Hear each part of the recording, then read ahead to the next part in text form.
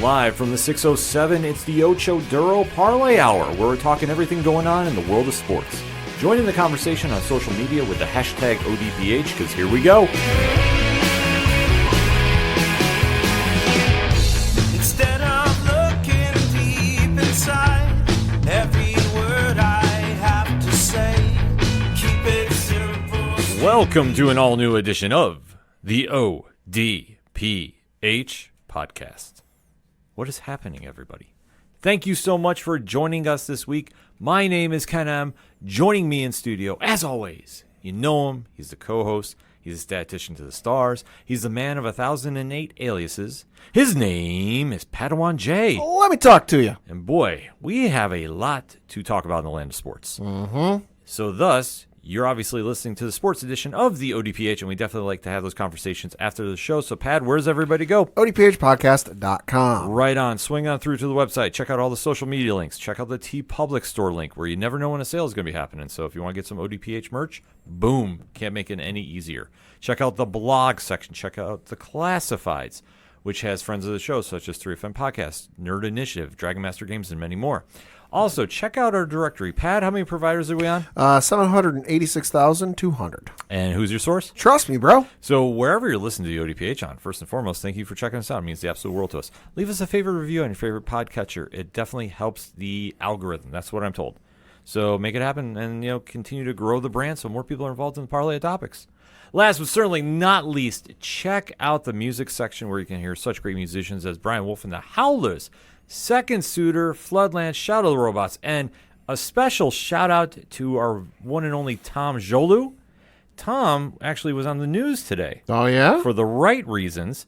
He was actually playing a live gig on Across the Tier. Oh, nice. On if you're in the 607, he was on WBNG. So definitely go check it out. Show Tom some love as well with everybody else because they're all fantastic musicians. That's why we always play them here on this the whole 607 Podcast Family Podcast Network. And for anything else I might have forgot because, hey, it happens. Make sure to check out ODPHpodcast.com, which is the home for everything that is the ODPH. Kicking off this edition of the sports show, there's a lot to go down, Pat. I'm going to toss it to you. Where do you want to even start? Why don't we start with Night of Champions? All right. So WWE had a premium live event in Riyadh, Saudi Arabia this past weekend. Mm-hmm. A lot of storylines coming out of this one, especially when the King and Queen of the Ring tournament finals were taking place. Yeah. So let's break down the card, shall we? Yeah, so the card opened up with, well, makes sense, the King of the Ring tournament, and this was a matchup between Cody Rhodes and Randy Orton, where, of course, the winner of this would be crowned the ceremonial title of King of the Ring, get a nice crown to go with it, and that would also earn them a match for the SmackDown Undisputed WWE Championship at SummerSlam. So a lot on the line with this one, and emerging victorious in 19 minutes and 45 seconds, winning via pinfall.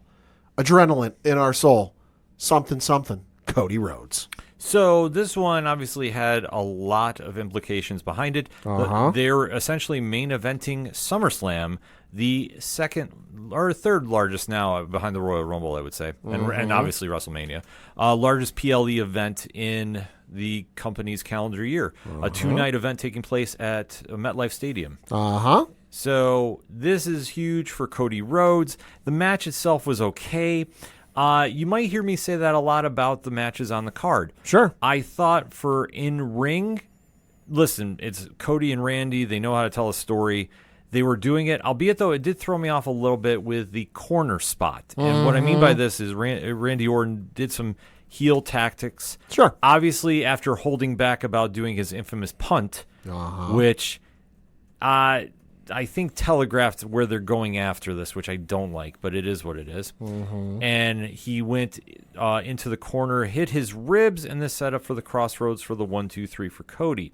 So Cody did his great face promo, putting over Randy and saying how he's excited to be the quarterback and get the ball back, setting up for his match against the winner of CM Punk and John Cena later in the night. So I thought it was a solid match. I mean, it was nothing really to write home about. Yeah. Good opener for the card. Yeah, got the crowd going, got them energized. But other than that, Pat, I don't know about you. This was okay for me. Yeah, it wasn't bad. I mean, listen, Cody and Randy have a certain repertoire between them. You know, they've worked together. They work well together. You know, so it's I wouldn't say it's a safe option to open with, but it's a good one. It certainly got the crowd going. Randy, anytime he makes an entrance in an international venue, always must-see TV. I'm willing to bet if there were a roof on that stadium, it would have been the loudest thing we've ever heard in existence because, boy, when his theme music hit like the crescendo middle part of the song, they got real loud. Well, the crowd was excited. Oh, yeah. Bell to bell, so. But, yeah, so that was awesome to see. And, no, I mean, it was fine. Am I going to go down and say, top 5 match of the year, top 10 match of the year? No, it was good, though. It was solid, but yeah, I agree with you. This did not do anything to really stand out and make it memorable. Yeah. Other than Cody got the win, he got the very fancy crown. He's only going to wear it once. I mean, they're not doing it like the old days where it used to be a gimmick for a couple months. Yeah, well, I think the last time somebody wore it for an extended period of time was Xavier Woods. A couple years ago, yeah, and then what was it? Roman stomped on it and smashed it in like a million pieces. Yeah. And then prior to that, the last one I can remember was when Wade Barrett wore it, but then he teamed up with Stardust and became the Cosmic King or something weird like that. Yeah. We just defined that as what, Pad? Reasons. Nevertheless. Moving on to the next match. This was a street fight between the Judgment Day's Raquel Rodriguez taking on former Judgment Day member Rhea Ripley, a.k.a. Mommy. And emerging victorious, winning via pinfall in 14 minutes even, Rhea Ripley. So, a very good match. Raquel, probably one of her better performances. Sure. Not anything really spectacular from this, albeit, though, they did a very scary spot with the table riptide. Yeah. That could have gone very, very badly. Yeah. But Raquel looked very impressive in this, but I don't agree with the call about the win. Okay. I think if you're ever going to do anything with Raquel, this would have been the time to give her a win because I believe now her record lifetime against Rhea is 6-1. She's taken 6 losses and has only beat her once. Whew. So if this was just a filler match, which I think it was, I guess now looking at it, you have to think it is. Yeah. I really think this kind of put her back a little bit per se about like if you're going to really push her as a singles competitor. Sure. I think she's fine in her current role with if Liv Morgan was healthy. Yeah. Being tag team champion. Obviously now they've made it official with her and Roxanne Perez. Yep. I think that's a really good place for her right now, but it almost kind of seemed like putting Rhea in that match and having her win outright. Mm-hmm. You already telegraphed what was going to happen next. So the thing with this match is, I think we have to remember it was hastily thrown together because had Liv not gotten injured, I think it would have been something to do with her. Maybe her and Raquel Liv by herself. But the fact that Liv got injured and is out for a number of months now, we don't know what the status is. Right. Kind of threw things for this and Evolution coming up here in July into a bit of flux. So the fact that it happened like a week or two ago now, not a lot of time for build, not a lot of time for a whole program. So you just got to throw something together. That's what I think this was. And here's the other thing too. Does it suck for Raquel that she lost? Sure. But at the same token, Rhea ain't losing to anybody unless your name is like Bianca Belair or maybe Io Sky from now until SummerSlam. That's just where she is in the card. I don't think that's a slight against Raquel, and I don't think it necessarily knocks her down the pecking order in any way. Just because, listen, it was a thrown together thing. It just needed to fill a spot on the card, and listen, it got her some exposure, and it got her some one-on-one time on a premium live event, which is always a good thing. Oh, sure, it's a good thing to get that moment, and you just have to capitalize on it. Yeah. I just thought in this situation, it would not have hurt Rhea to have taken the L. Sure. And that's the only problem because now, like you alluded to, Rhea's not going to lose to anybody unless it's Bianca or Io, which now they've cemented that match is going to be happening at SummerSlam, which is going to be great, but they've already done it a few times. So, So it kind of defeated the purpose, I guess, is where I'm going with it. But next up was a singles match where Sami Zayn defeated Karrion Kross via pinfall in 13 minutes and 35 seconds. Okay, a few points to dissect here. One, Karrion Kross massively over that crowd. Whew. Yeah, he was. And obviously he is in that IWC champion role that we've seen with LA Knight, we've seen with Kofi Mania. We've seen with Daniel Bryan that when the crowd really gets behind you and wants you to get a larger spotlight on the show, Sure. this is the way to do it. And for him to get on a PLE event, this was massive. Mm-hmm. Him going against Sami Zayn was a great match, but they telegraphed it that in the middle of it, you knew Cross was going to lose. Right. The fact he kept talking to him in the corner, he was setting it up. And I was watching with Rich from 3FN and Wrestling Night Live, and I even said to him, I go, they're setting this up. He's going to take the L. I caught that, but I didn't necessarily put 2 and 2 together. Yeah, the minute he kept talking to him, I'm like, oh, no. No. And sure enough, Sammy gets the win. Now, it's nothing against Sammy, but much like we were saying with Rhea Ripley, Sammy can afford to take an L. Right. It's not going to hurt him. Right. Cross this is the first time he's been on a PLA since a while. I was going to say since the Final Testament days. I'd have to look it up. Yeah, like to see him in this kind of spotlight, it would have been great to give him a win. But now the question I have is, are they going to do something with him? Is the internet rumor, and I stress rumor, his contract's up? Is this his way out the door? Or are they going to try forcing him into a tag team? Because I think right now, merch is selling. He is a very big draw. So a couple weeks ago, he was like one of the biggest merch movers at live events. Yeah. Upwards with like Roman and Cody. Yeah. So if he's moving units, he's making money, it's tough not to push him.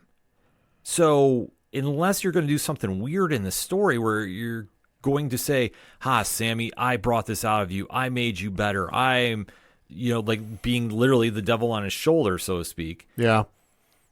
I just don't know. I don't agree with him taking the L here. So this was indeed his first PLE match since the Final Testament days, where it was him, Akam, and Razor this was the 6-man tag team Philadelphia street fight at WrestleMania 40 in 2024. Okay. Yeah, I knew it had been a while. Yeah, it's been a while. He's been on some other stuff, and he's done some house shows and main events and whatnot.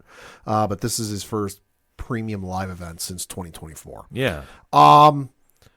It sucks for him just because I like the gimmick and I like what they're doing, where the last couple guys he's had admittedly short programs with, he's almost trying to play, the devil on his shoulder, the whispering things in their ear to try and get them to swing in his favor, swing towards the other side of the coin, as it were. They're on the light side. He's trying to get them to turn dark or turn heel a little bit. I like it. I dig it. It's something different. It's something I don't think we've seen ever or in quite a while. So it sucks he lost. But again, I chalk this one up to, let's remember, this match was originally supposed to be AJ Styles versus Dominic Mysterio for the IC title. Dominic's injured with something. We don't know what it is. I haven't seen it reported anywhere what it is or rumored what it is, but Dominic did show up on Monday Night Raw after this PLE with a quote-unquote doctor's note telling him he's still out of action, and it's been verified by Adam Pearce. So, again, much like the last one, thrown together shortly, wasn't a whole lot of build-up to it, although with Karrion these days, you don't really need a whole lot of build-up to it. He's got enough going on in the background. You can plug and play a few guys with him. But I'm with you. I kind of would have liked to have seen him get the win over on this one. It's like we said last week. Sammy doesn't need to get over with the crowd. Sammy's over with the crowd. I do appreciate any time he gets an entrance over there just because, the crowd loves him over there.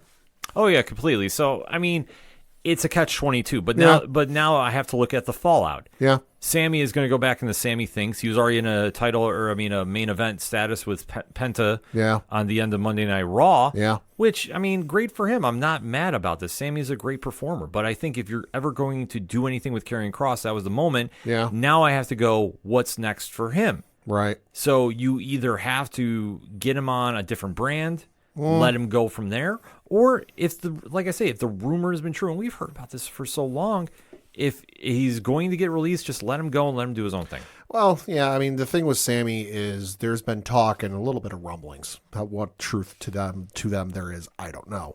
There's been some rumblings, though, about having LA Knight switch over from SmackDown to Monday Night Raw.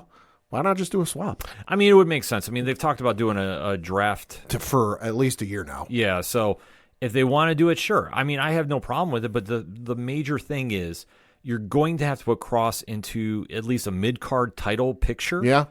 or what are we doing? Yeah. Like, that's the problem right And now. the thing is as long as Cross is on Raw, he's a heel. Dominic Mysterio is a heel. He can't exactly do heel on heel for the IC belt. I mean, you could, but yeah, you could, but yeah, it's messy. so you'd almost have to get the IC title off of Dominic and onto somebody else who's a face. Well, I mean, if they wanted to go that route, Penta would make the most sense. Sure. And then Penta Cross, that's money. Oh, yeah. That's a big, big money feud. So, I mean, it just depends on what they want to do, but it just is very odd to see him take the L in this moment, where if you're going to lose to somebody and not have it hurt that other competitor, Sammy's the best one to do it. Sammy's the modern-day Mick Foley right now on the roster. So pretty much. Yeah, so nothing's going to happen to him if he loses, whatever.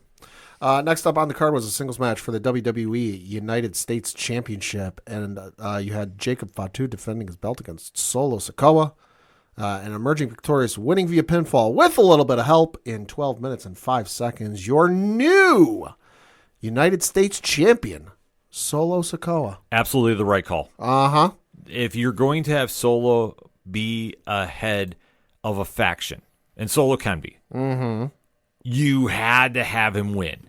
If he lost to Jacob, even though I think Jacob is going to be in the world title picture now, which is perfectly fine, if Jacob was retaining, like, what's Solo doing? Solo has nothing to do here. So this made perfect sense for him to make the switch. And, of course, of how he won in very nefarious means, which is fine. Yeah. Because he's a heel. He still has this faction, whether you want to call it Bloodline 3.0 now or whatever the case is. Yeah. We need a name, please. Yeah. However you want to spin it, it's fine because it's character. And also, the one thing that I don't think a lot of people are noticing, he's getting so much better on the microphone. Yes.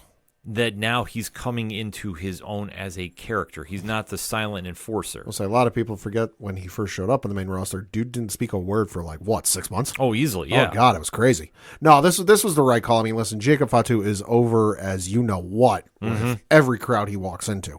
And especially given what went down during this match, you had the one return. I can't remember if it was Tamatonga or Tongaloa. Tongaloa. You had Tongaloa return, and then you finally, dude had been signed for I don't know how long, but you had Hikuleo show up, or as he's going by in the ring as Tala Tonga. So he showed up, which, boy, I love Michael Cole's call that one. Oh my God, it's, and he never really said the name. Yeah. But no, having him show up adds a little bit of degree of interest to it. I'm interested to see where this goes. I know some people are getting tired of it, but I'm at least intrigued enough to, I'm going to keep an eye on it. Here's the thing. I don't mind it as long as it's building Solo up. Sure. Plus, you have to remember, you just signed Jeff Cobb or JC Mateo. JC Mateo. You have to remember that. You have Hikuleo, who's now debuted, who's getting used to the WWE system. Whenever Tama Tonga comes back, him and Tongaloa are going in that tag team division, which is sorely needed. We're getting so close to the most incredible tag team match at WrestleMania since WrestleMania 17. Oh, my God, yeah. Oh, we're so close. Yeah, so it's building new talent up to the WWE audience. And if Solo is going to hold on to the U.S. title for a while, which I'm like, listen, I'm perfectly fine with. Let him do it. Let him go here. He doesn't need to be near the world title. Yeah. I think right now, just let him come into his own. Let everybody else come into their own because, let's face it, within the past calendar year, we now have 4 new members of the WWE roster with this faction. Yep. So let him get used to the crowd. Let the crowd get a feel for them because, I mean, unless you watch them in New Japan or Lucha Underground, you might not know what they're capable of. Right. I do because I watched both. Oh, yeah. Trust me, there's a reason I have a Jeff Cobb shirt. And the minute I may or may not have been involved in getting him to Excite Wrestling, I was first in line to go talk to him. Oh, yeah, you were. Can verify. Yeah, so let's just say this. Let it breathe. Yeah. Let it grow. And let's see where we go from here. But this is not a bad move. And then for Jacob Fatu, I think this is perfectly fine to move him away. Yeah. He doesn't need the U.S. title for now. No. However you want to spin it for him, he'll be fine. Because I think if they were going to keep him in this feud more than the eventual rematch he's going to have. Oh, yeah. Jimmy Uso, who was over there in Riyadh, would have came out. And the fact he didn't that kind of says I think they're one and done with this. Could be. But listen, any way we can get to my dream tag match for WrestleMania, please let it happen. Yes. Next up was the Queen of the Ring tournament final, where, again, the winner of this would be crowned Queen of the Ring and would earn a match for their respective brands' champion. It was Jade Cargill taking on Asuka, and emerging victorious, winning via pinfall in 8 minutes and 35 seconds. The storm came to Riyadh, Saudi Arabia. Jade Cargill emerging victorious. What can you say? Jade Cargill is a star. Uh-huh. From the cosplay entrance. Oh, I loved it. Which was amazing. I saw she came out. I'm like, oh God, the Storm is Storm. That's awesome. Yeah, it was amazing. And her and Asuka had a solid match. Yeah. Like I say, it wasn't a lights out one. I think a couple different moments here and there might have been a mistiming thing, but it was the come down point between two high energy, high octane matches. Yeah. So listen, this was great for what it was. Yeah. It got Jade a very, very huge win. Mm-hmm. And if you're going to now have her face Tiffany Stratton, Tiffy time. This is a monster move for her. And I'm already going to say it.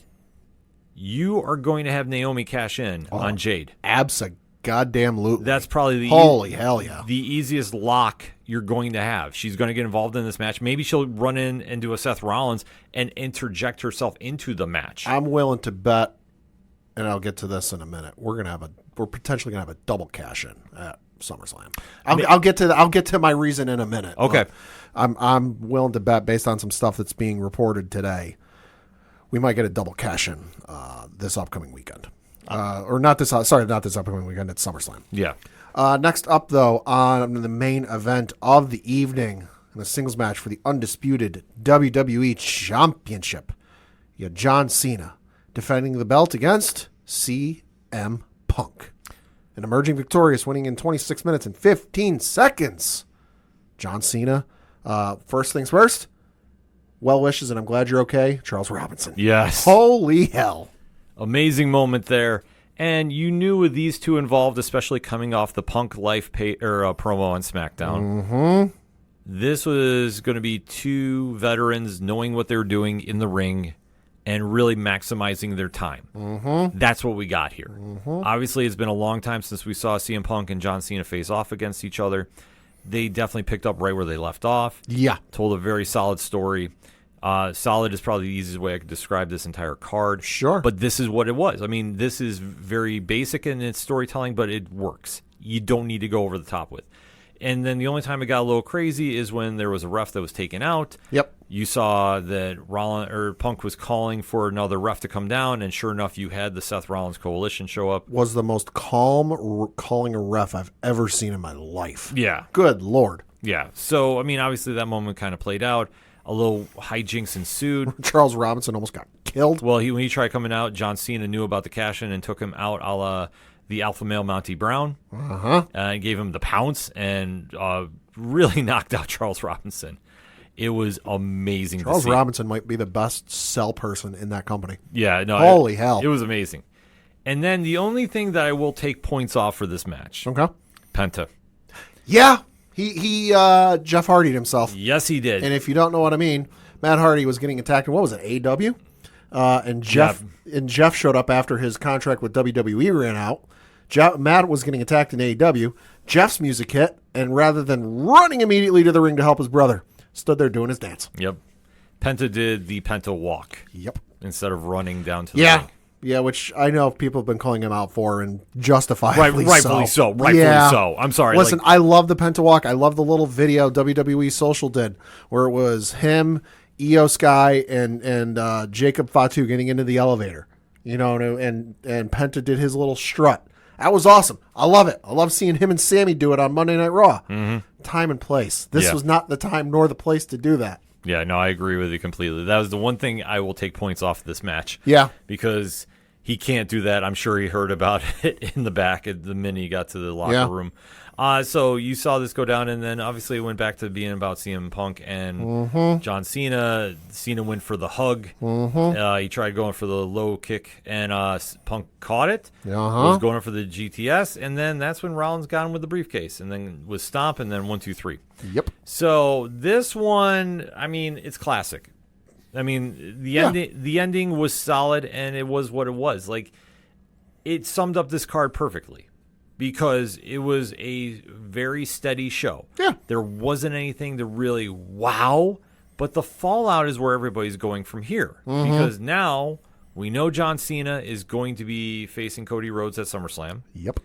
We know CM Punk, well, is going to be going after Seth Rollins. Oh, yeah. And might have LA Knight gets him first at Saturday night's main event in July. Yeah, which I don't doubt that the Megastar and the Second City Saints wind up doing a tag team match, possibly. Could be. We could have a triple threat if you think about it six-man tag with the Rollins Coalition, as I'm going to call them until they get a team name. Yeah, please. Against LA Knight, CM Punk, and Roman Reigns. Oh, okay. As wild as that sounds, don't think it's not out of the realm of thought. Yeah. It could be. And that's fine for Roman to do.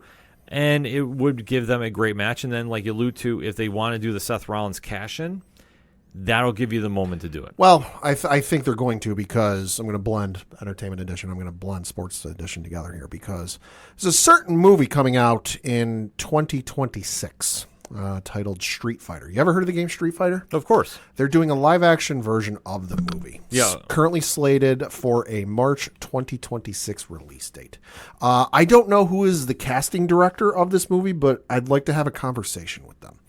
So some of the names that are officially attached to this movie: David Datsmalshin is playing M. Bison, Kalina Liang is playing Chun-Li, Orville Peck is playing Vega, you've got 50 Cent playing Balrog, some dude named Roman Reigns is playing Akuma, and then the one that's being reported today is that rumor is Cody Rhodes is in talk to star as Guile in the live-action Street Fighter movie. Now, according to production sheets and some of the talk going around about this movie is scheduled to be filming in Australia in August.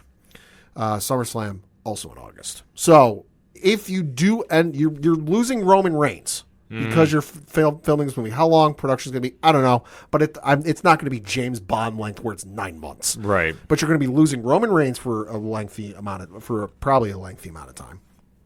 If Cody does sign on for this, you're also losing Cody Rhodes for a lengthy amount of time. Cena's only got a limited number of dates, so could Cena retain? Sure. But you could also do a case where you want to get the belt off of him for whatever storyline purposes. Well, then what do? Okay, if he loses to Cody, well, Cody's going to abscond for however many weeks because he's got to go film the movie. What could you do? Seth Rollins cash-in. I'll say maybe. I could see that. I mean, if it depends. If he signs on for the film, yeah, I'll say maybe, because so this movie's real weird because Momoa's rumored to be on it. Yeah, there's a lot of people. The comedian Andrew Schulz is attached to this movie. Of course, Cena's name has been attached to this movie. Like, I don't know what this casting director was thinking, but I have questions. Well, I think that obviously they want to make this a la Expendables. Yeah, you have a lot of people that know the world of pro wrestling. Yeah, and just in that's the kind of little difference in that area. Sure. I would say this: it all depends on where Cena wants to go, and more importantly, where Triple H wants to go. Sure. And this is one of the good sides about having so many people over on that roster right now. That, as wild as this statement's going to sound, Pad, you can afford to have Roman Reigns and Cody Rhodes off TV for a while. It's not a bad thing these days, and they'll be okay. Yeah, it just depends on what they want to do. Like, for example, you could have hypothetically for SummerSlam, Cody's going for the win. Randy Orton comes in, gives him the punt, takes him off TV that way. Sure. So that way you don't have a face heel turn for him. Sure. So that writes him off TV. For Roman, listen, Roman can do whatever he wants. He's the OTC. Yeah, I was going to say, he's not on a requirement to be in a storyline. He's just running his own pace right now.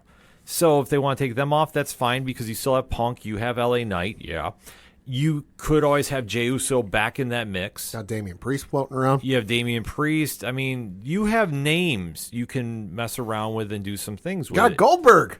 Everything's better with Goldberg. That'll be when we take a hiatus from wrestling for a while. But in all honesty, you have enough reasonable depth at your roster. Yeah. You can afford to take the hit if both of them are going to be away for 3 months doing a movie.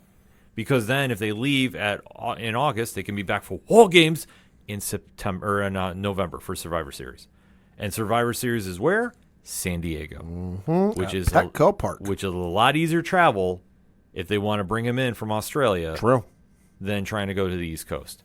So maybe there is some smoke to your fire there. So I'll say maybe with that. But more importantly, coming out of Night of Champions, we did get a lot of information concerning about where SummerSlam's going. It was also announced that Riyadh is going to be the home of the 2026 Royal Rumble. Not a surprise. No, not a surprise, because we have known that WWE wanted to do an international event over there, or PLE over there. Yeah. So that makes perfect sense. So listen, Royal Rumble at 1 in the afternoon. Sign me up. Yeah, that'll be holy huge. Hell, I love that. That'll be huge. Ugh. So that and 6 o'clock start time for Monday Night Raw on Monday. I love the both of those. Oh yeah, the early time start was not a bad thing. That's like we got a taste of the West Coast. Yeah. So it is kind of interesting to see how that plays out. But other than that, I mean, the storylines, we're going to have to wait to see how they really kind of start shaking up things for SummerSlam. Yeah, main roster, meantime, in between times, setting up for WWE Evolution, taking place on July 13th. Got a couple matches for that. Should be a good card. You've got the singles match for the NXT Women's Championship with JC Jane taking on Jordan Grace. You've got Io Sky taking on Rhea Ripley for the Women's World Championship. You've got the Fatal 4-Way Tag Team match for the WWE Women's Tag Team Championships with Raquel Rodriguez and Roxanne Perez defending against, well, there's two names out there because SmackDown taped on Monday, so if you've read that rumor, you know who the SmackDown team is. Oh, it's probably Alexa and Charlotte. They've been teasing that for a little while now. I plead the fifth. Okay. Then you've got another team from Monday Night Raw, and then a final team from NXT. I'm most interested in who that team's going to be. The NXT one? Yeah. Oh, Sol Ruka and Zarya. Okay. Oh, listen, I'll already call that right now. I think that's probably the closest of a lock you're going to have. For the Monday Night Raw team, I'll have to give credit to Rich on this one. He was saying, what is Natalya and Maxine Dupree's name? The Dungeon Dolls? Oh, something like that, yeah. Yeah, he was saying them, and I think that makes the sense right now. So I would say that, but I will go to tell you right now, that could steal the show between the four of those teams. Which, but like I'll say, Sol Ruka and Zarya, I'm going to say that's even money. I think that's your team you're going to book there. Could be. And then the other match we do have on the card is, well, the other two matches, you have a Battle Royal for the Women's World Championship match at Clash in Paris. Okay. So you got that going on. And then you got another singles matchup that was announced on Monday that was, well, it was taped on Monday. If you've read the internet, it's out there. I'm not going to spoil it, though, for those of you folks who are trying to avoid spoilers. But there was another match announced. And, I mean, it's cool, but I know how it's going to go. It depends, because I think, unfortunately, with Liv Morgan's injury, that threw a couple matches in the air right now that we don't know. So, obviously, we know that Nikki Bella is coming back. She's doing something. She's doing something at the show. She's doing something. We know Trish Stratus is. So we'll have to wait to see what's going on there. But, I mean, to get Evolution, the all-female led pay-per-view, like, that's going to be an amazing night. I can't wait to watch that one. The first one was incredible. Yes. And especially with how deep the women's division is with the roster right now, like I said, that's going to be amazing. So, listen, I'm excited for that show. It's going to be absolute fire. You know what I'm excited for, though, because this was just announced the other day, and it's not WWE, but it's WWE adjacent because it's AAA. Taking place on July 11th, 2025 at a AAA card.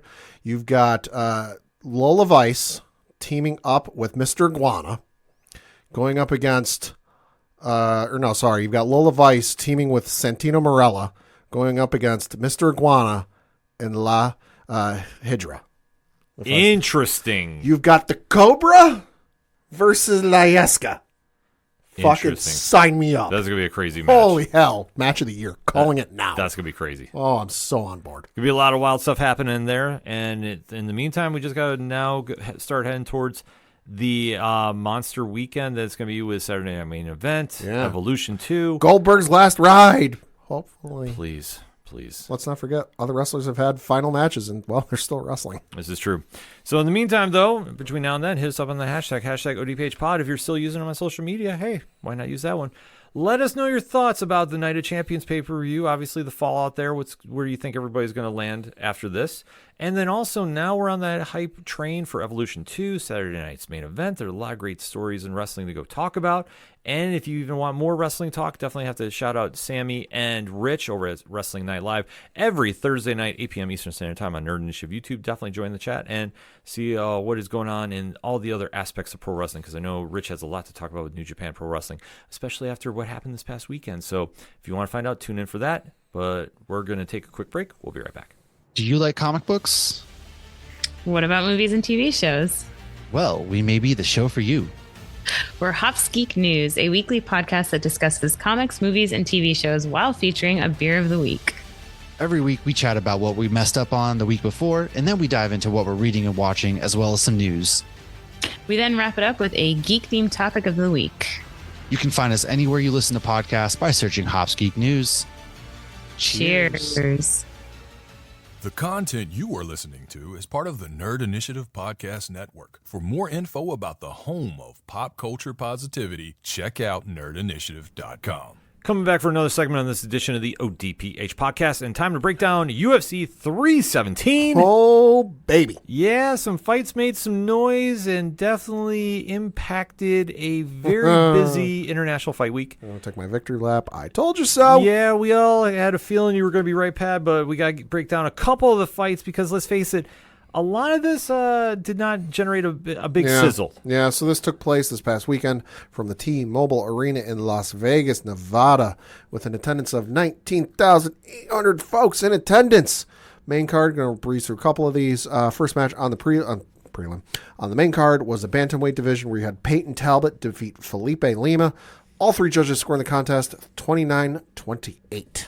Good rebound fight for Talbot. I know he came in the first go-around, and it was not exactly great for him. So very solid one to come back on. Not really sure where you go with him. I know that obviously he has a hype train behind him. So I imagine he's going to get a very interesting next fight. I know he called out Adrian Yanez, if I'm not mistaken, after the fight, which, listen, that's a very good one too.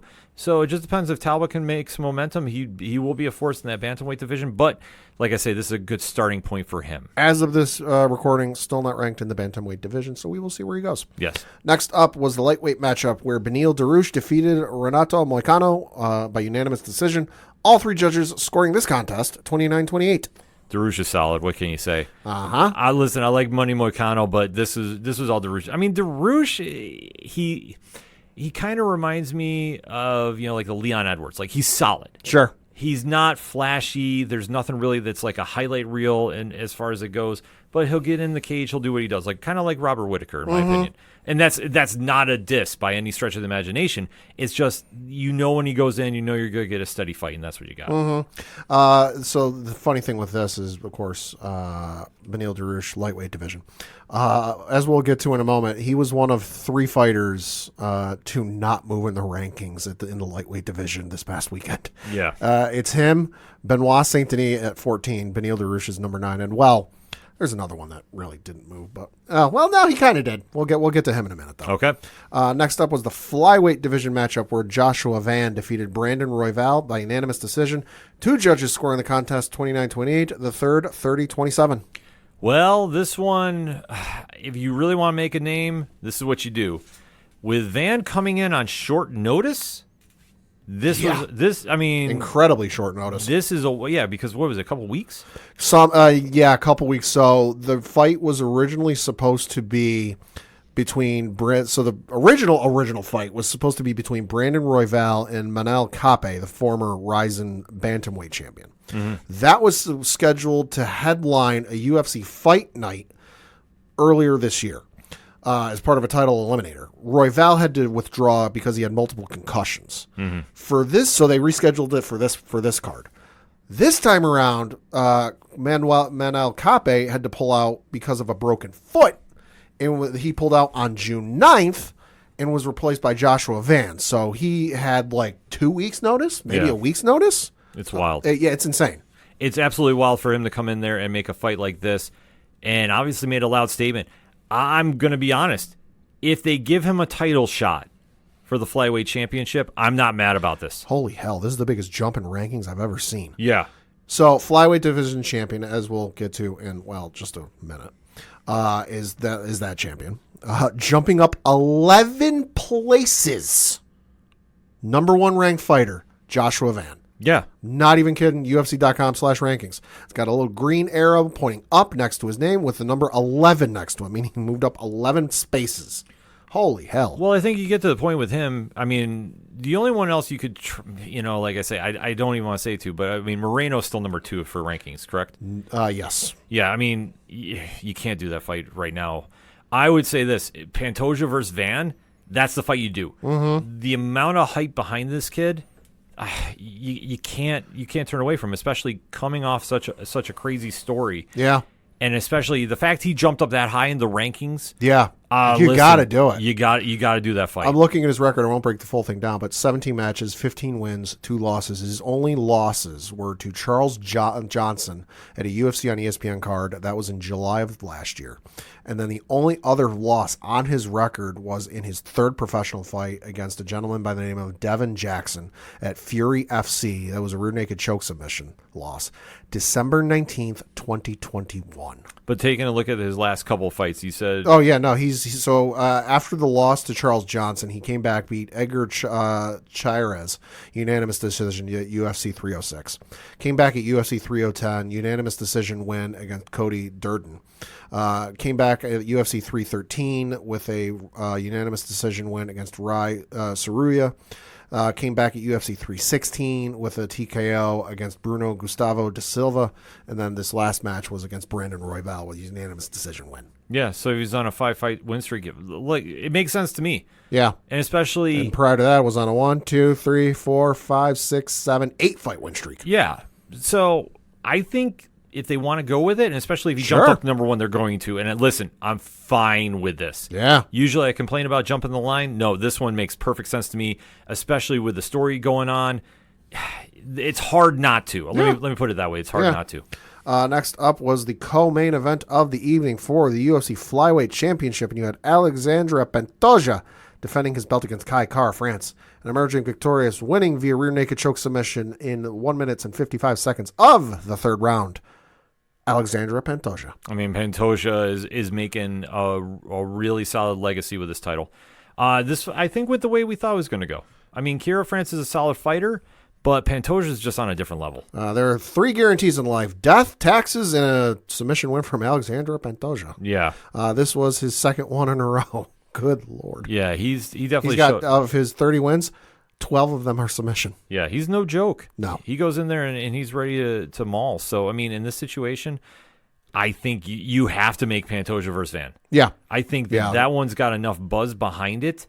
You'll get some pay-per-view buys out of Both this. fighters have not lost in a while. I mentioned Van. The last loss for Alexandre Pantoja was in a UFC Fight Night card where he lost to Askar Askarov via unanimous decision. That was in July of 2020. And then how many times is he going to fight Moreno or Royval? Moreno. Take a look at that run. No, yeah, he's fought Royval twice. He's beat him twice. He beat Brandon Moreno once. That was a split decision win. So I mean, you can't skip Van just because you don't jump up 11 rankings and then have him take on the number 2 ranked fighter. Yeah, so you got to make that fight. I'm waiting for UFC to do it. I think they completely will. Oh, absolutely.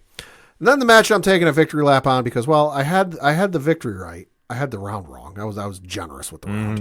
It was the lightweight division matchup where for the vacant UFC lightweight championship, and you had Ilia Topuria defeat Charles Oliveira via knockout at 2 minutes and 27 seconds of the 1st round.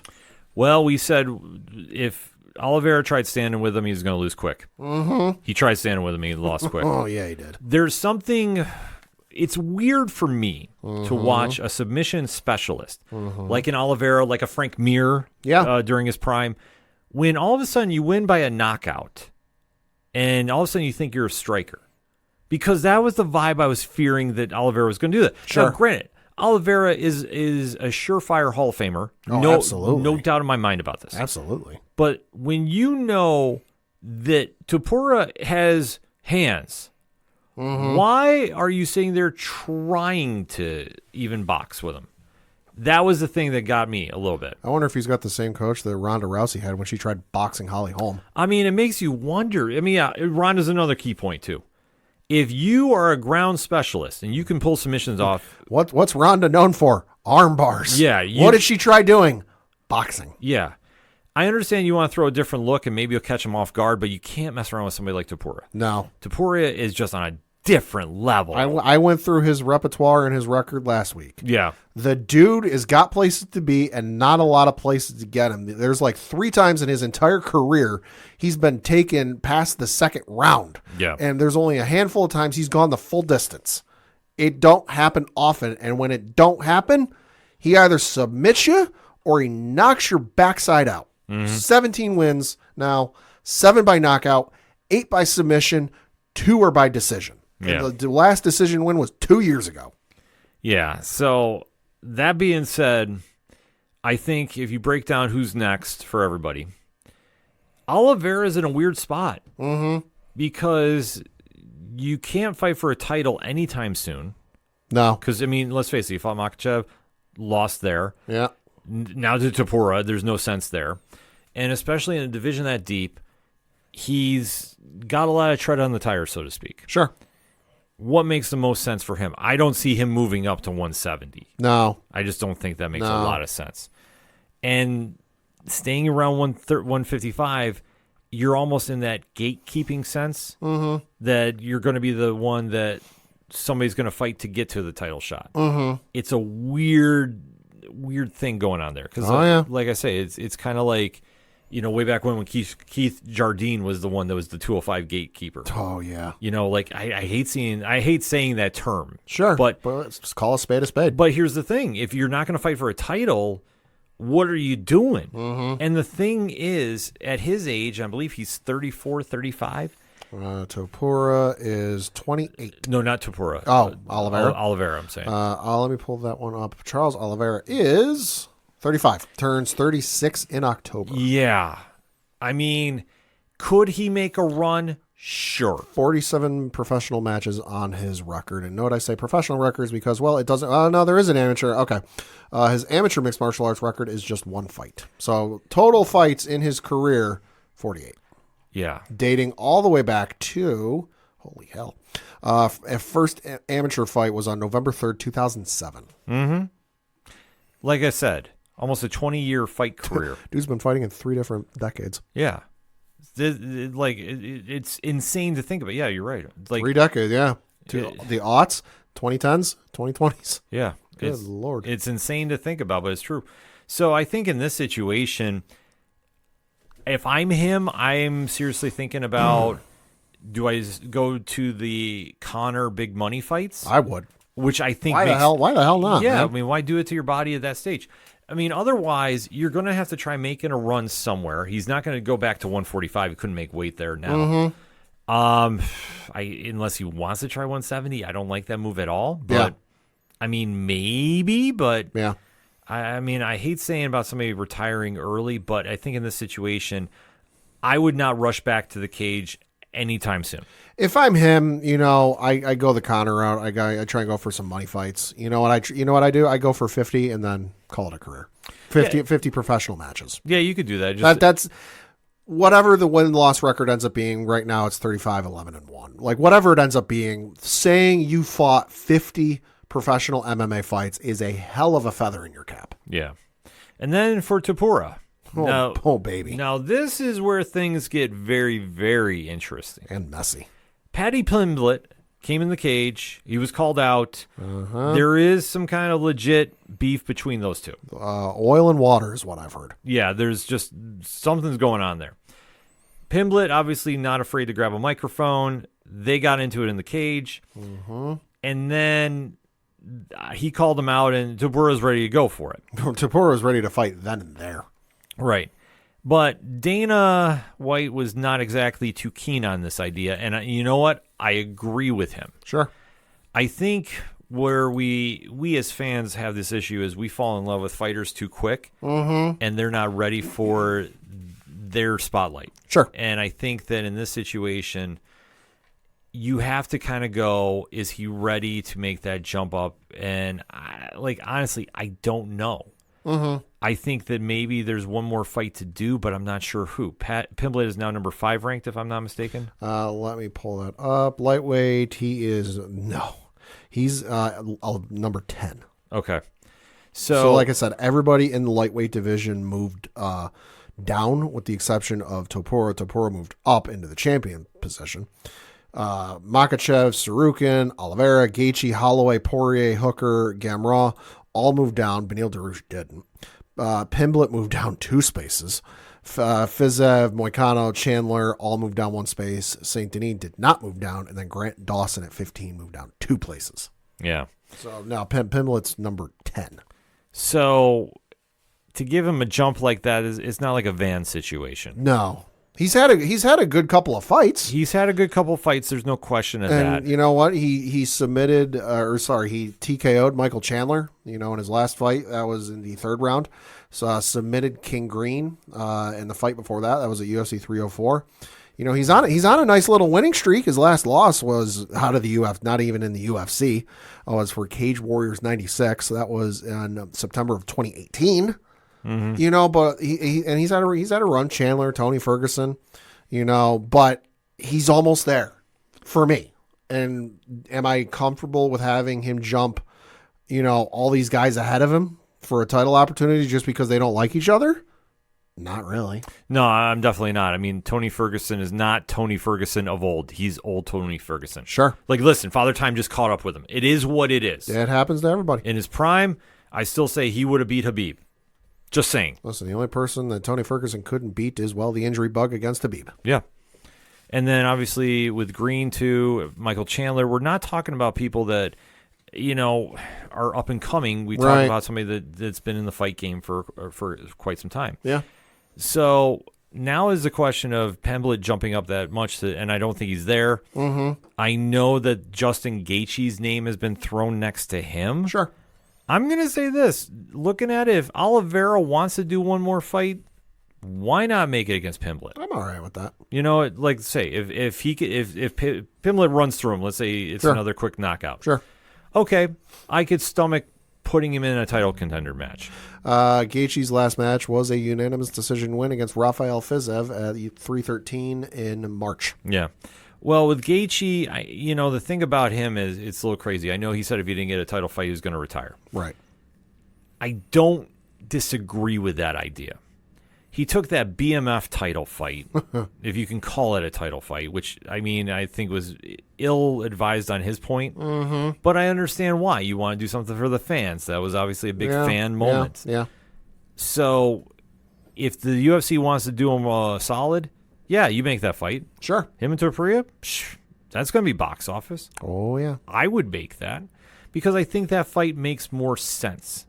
I think if you try doing Pimblett and Gaethje, yeah, that's going to be box office too. But who does that help? Pimblett.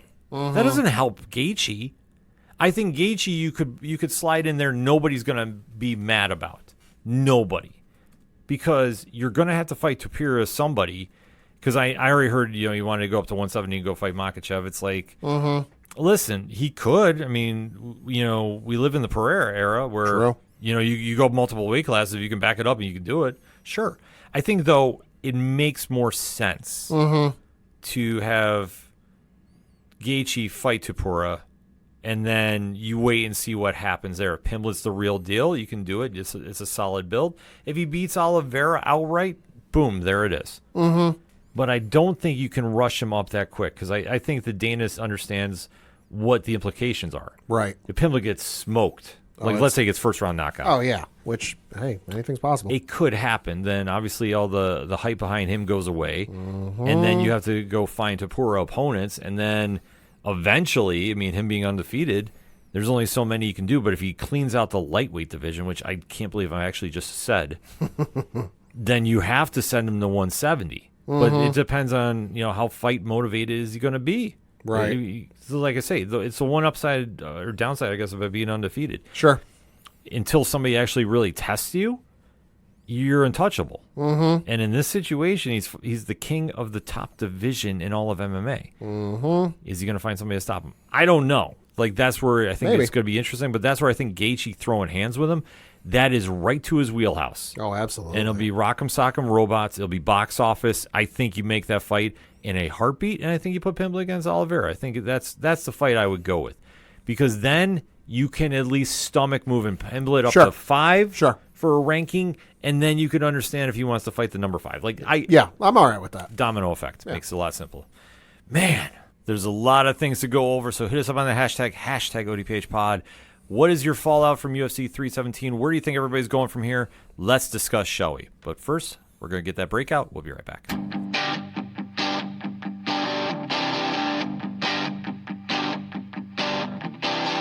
This is Tom from Tom Joe Lou, This is Matt from Sideroom Sounds. and you're listening to ODPH Podcast. Wanna go where no one knows my name, to the desert, the oceans, or the plains. 'Cause I wanna Coming back for the final segment on this edition of the ODPH Podcast. Pad, what you got? Got a couple things to talk about, first of which is some local minute, and we do have some Binghamton Rumble Ponies news. First of which is we got 2 major leaguers making a rehab stint down here in Binghamton starting on today's game. First of which is left-handed pitcher Sean Manaea, going to be making the rehab start for the Rumble Ponies here as they open the series against the Hartford Yard Goats. And then also outfielder Jesse Winker will be making rehab assignment here in Binghamton on Tuesday. Not sure how long they're going to be here. Sometimes it's just one stint. Could be a couple days, but you never know. So keep an eye out on how long they're going to be here. Also of news, you've got the MLB All-Star Futures game coming up, and 2 Binghamton Rumble Ponies have been selected for that game. The first of which is right-handed pitcher Jonah Tong. Tong is the number 4 prospect in the Mets system and number 92 overall on the Major League Baseball Pipeline's top 100 prospects.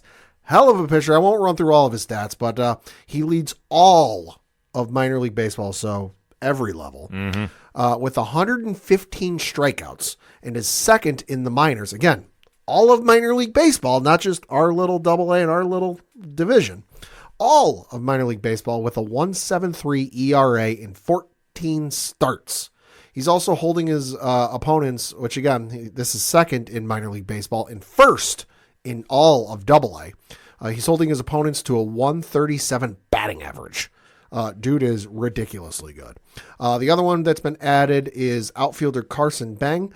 Carson Bang is the Mets' number 3 overall prospect and number 81 prospect in the Major League Baseball Pipeline's top 100. So they will be making their appearance at the Futures game, which is, again, annual showcase of the top upcoming prospects as part of the All-Star Weekend. It's going to be National League versus American League. It will exclusively air live on MLB Network and simulcast on MLB.tv, MLB.com, and in the MLB app at 4 p.m. Eastern, coming up in a couple weeks down in Atlanta. Nice. So congratulations to them. Yes, indeed. Looking at the standings for AA baseball in the Eastern League where our Binghamton Rumble Ponies play. Well, Binghamton Rumble Ponies still in first place. They're sitting in first place with a record of 49 wins, 24 losses. Let's ride. Second place is the Hartford Yard Goats, the Colorado Rockies affiliate. They are 9 games behind the Rumble Ponies. Somerset Patriots come in third place. They are the New York Yankees affiliate. They are 13 games out of first place. Portland Sea Dogs are in fourth place. They are also 13 games out of first place. New Hampshire Fisher Cats, the Toronto Blue Jays affiliate, they're 20 games out of first place. And, well, Reading Fighting Phils, the Phillies affiliate, are also 20 games out of first place. Looking at the schedule from this past week, they had a home series against the Portland Sea Dogs. They had the game on Tuesday, lost that one 4-3. Came back on Wednesday, though, won that one 5-1. Won the game on Thursday by the final score of 2-1. Won on Friday 3-1. Won on Saturday 3-2, and lost on Sunday 3-1. The interesting series this week, because I don't know in the history of this show I've ever seen this. They have a split series. It's a 6-game series, half of which is out in Hartford. The other half is here at home. So the first 3 games starting tonight as we record are in Hartford. So the Tuesday game is at 7:10 p.m. Wednesday is also at 7:10 p.m. And then Thursday is at 6:10 p.m. Again, all of those are in Hartford. Friday, 4th of July, they've come back home for a 7:05 start time. Again, all against Hartford. Saturday is at 6:07 p.m. Eastern, and then Sunday is at 1:05 p.m. Eastern. Now, of course, they got some home games, they got some promotions going on, and well, Friday's 4th of July, so you got a hunch. You know what they're going to do for the promotions for that. And well, it's a fireworks night. It is the Bing Bang Boom Independence Day fireworks, which, hey, if you don't know what the Bing Bang Boom fireworks show is, well, it's one of the biggest fireworks displays they do of the entire year. I think they do it for that and then Memorial Day. I think is the other one they do it for. I believe so, yeah. The two of the biggest fireworks displays they do of the entire year. Saturday is 100 Grand Night, where this one says, celebrate the day after America's birthday by coming to 100 Grand Night at the ballpark, presented by Russell & Russell. Enter for your chance to take a chance in a cube full of flying cash. Think you can stump the general manager? One fan will have the chance to try to beat the general manager in head-to-head trivia to take home $100 in cold, hard cash. And then Sunday is another Kids Eat Free Sunday. So that is every Sunday at Mirabito Stadium is a Kids Eat Free Sunday. All children 12 and under will receive a ticket voucher good for 1 hot dog and 1 regular soda. So you got that going on. And then after that, they got another home series the week after that. So for more tickets, information, all that good stuff, bingrp.com. Then we got to talk a little bit of WNBA news because, hey, continued success for the WNBA. They added, they're going to be adding some more teams here in the upcoming season.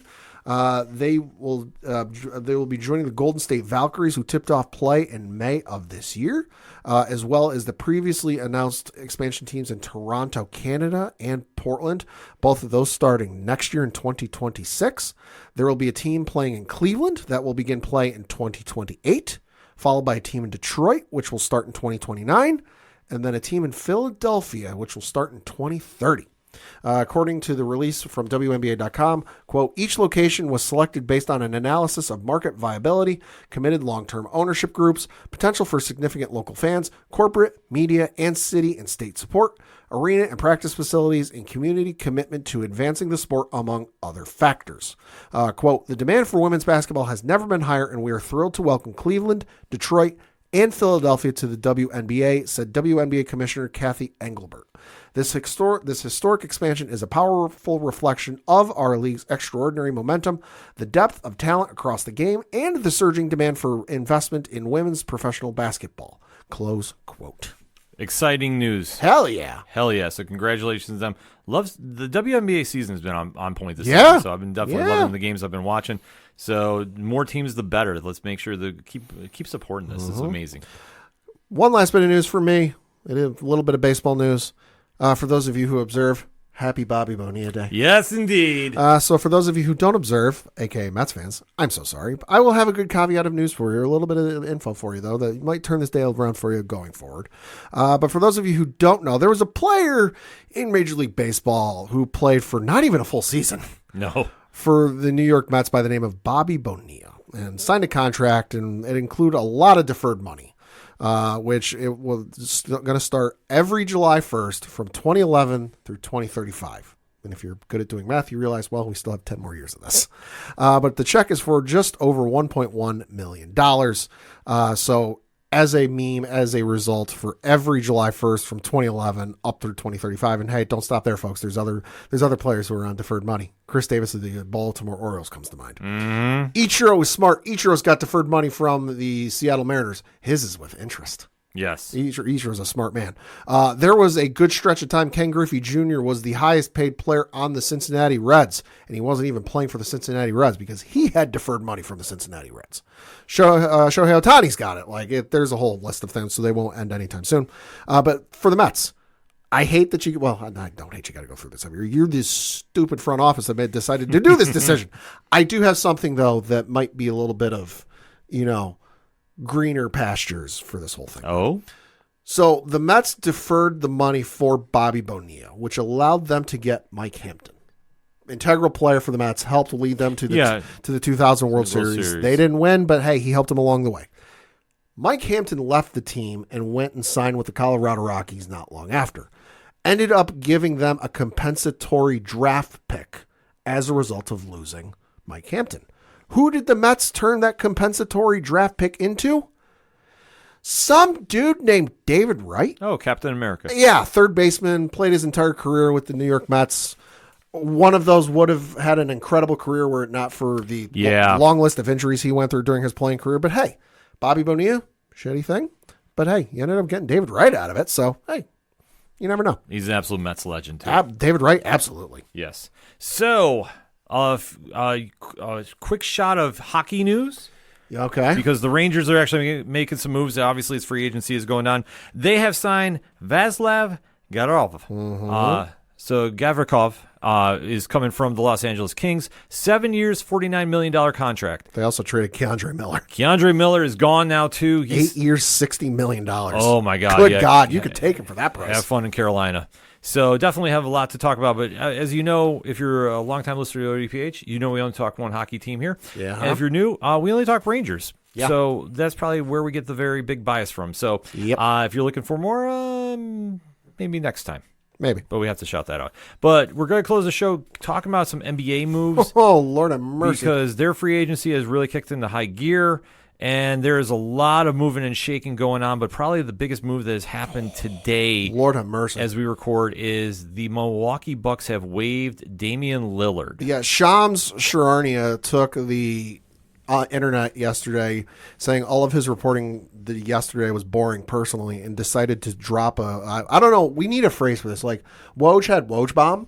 I don't know what Shams has got. We got to come up with something, though, because whatever it is, or whatever it ends up being, Shams decided to drop it because shortly before lunch this morning, Shams decided to drop the news that, well, the Milwaukee Bucks are, and I'm reading from the article on ESPN.com by Shams, quote, the Milwaukee Bucks are waiving Damian Lillard and stretching the remaining $113 million on his contract in order to acquire free agent center Miles Turner, sources told ESPN on Tuesday. Turner has agreed with the Bucks on a 4-year, $107 million deal that includes a player option for year 4 in 2028 through 2029 and a full 15% trade kicker, sources told ESPN. Lillard's 2 seasons in Milwaukee come to an end as the 7-time All-NBA guard rehabilitates a torn Achilles tendon after undergoing a surgery in early May. Close quote. What the actual shit? Well, this tends for me to think that Milwaukee is prepared to lose Giannis because I can't see why they would make this move. Yeah. Listen, Miles Turner had a great run with the Pacers, but he ain't 4-year $100 million worth it. No, in fact, I am actually more shocked he left Indiana because, especially with Tyrese Halliburton out, money talks. He was going to be the big centerpiece of their offense. Money talks. Yeah. Well, and you got to figure Milwaukee's probably trying to do this in an effort to try and sway Giannis to stay. What? But is that that's the problem? It ain't enough in my eyes. Yeah, it's not enough in my eyes either. Like Turner is good. He's a big fish in a small pond, though. Yeah. So I don't like this move. Sure. I think that this is going to ultimately backfire on Milwaukee unless they want to go complete rebuild. Sure. But then you have to find some team to work with Giannis, and then, like, how else are you going to move this? Are you going to move Turner, too? Like, there is now a very big question mark. Well, especially for the Bucks at point guard now, because their starting point guard now would be Kevin Porter Jr. And listen, I'm not one to crap on a guy. He's decent. Yeah. But he ain't exactly a long-term feature. Yeah, so you got to figure something out. And hey, if I'm a GM in the front office and if I need a point guard, not necessarily one right now, but hey, I'm going to stockpile him for when he comes back and see what he's got, because you can probably get him for cheap now. Give Dame Lillard's agent a call. You don't need to get him for much. He's going to be getting paid $20 million a year for 5 years from the Bucks. Well, I could see Lillard taking a lesser deal to go to a contender. It's like Max Scherzer. Max Scherzer in MLB is getting paid by 3 different teams this year. Right. So I think it just depends on where he wants to go. Sure. And obviously, I would love to see him with New York. I wouldn't hate it. I think him off the bench to start, because obviously he's coming back from a very bad injury. Yeah. That would make sense, even though we just made a move of our own with Mr. Claxton. Oh, yeah, I saw that one. So, I mean, is there some potential there? Yeah, there is. But I don't necessarily know, per se, where this is going to fall out. But I think this is such a big domino that you have to sit there, you have to wonder about it.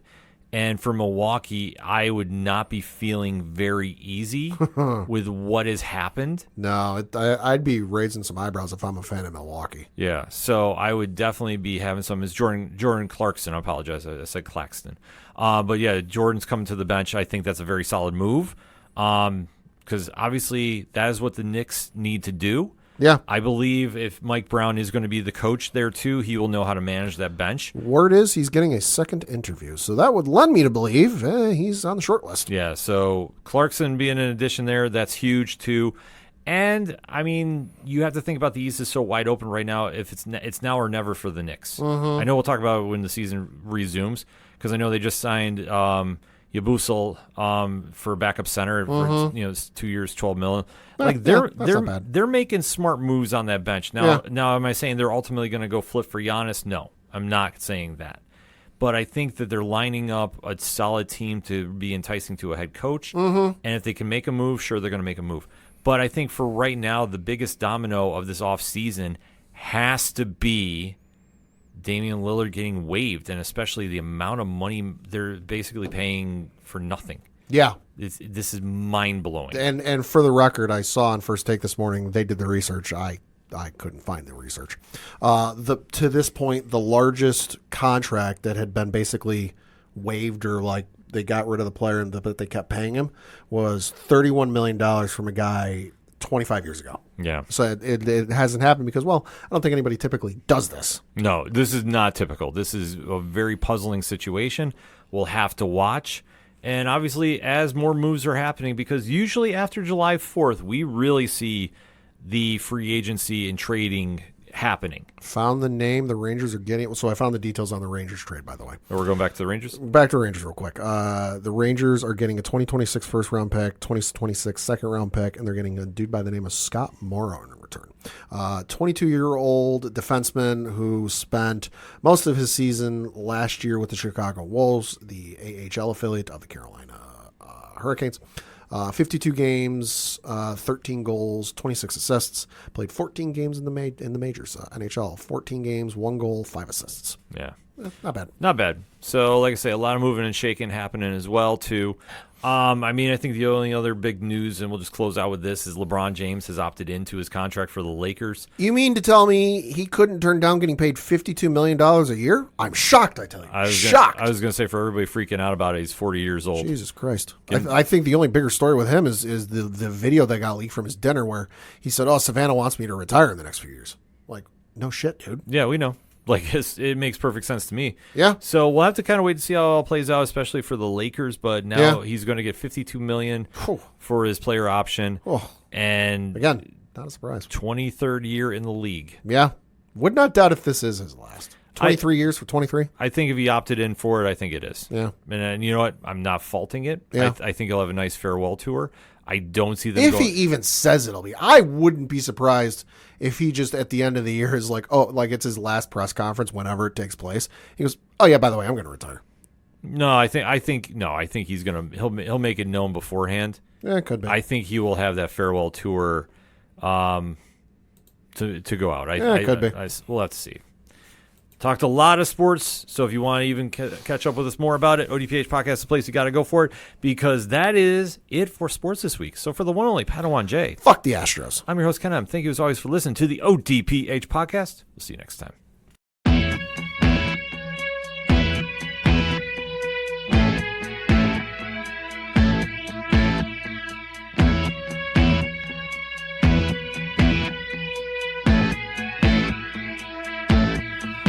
Such waste of time, swiping left and swiping right on people you could know.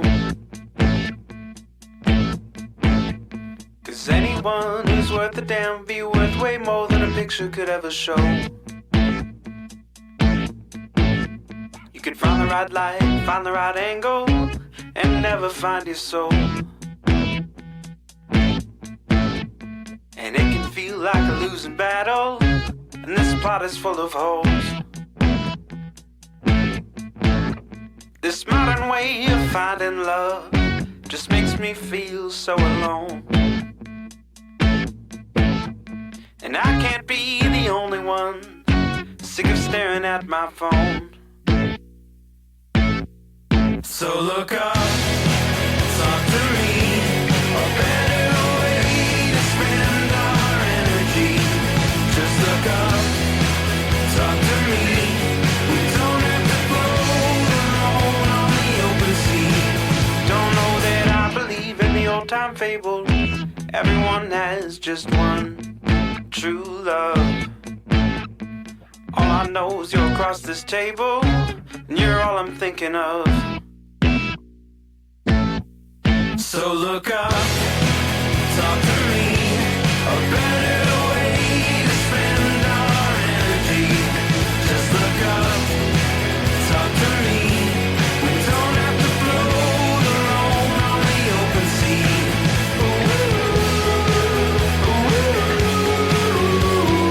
Talk to me.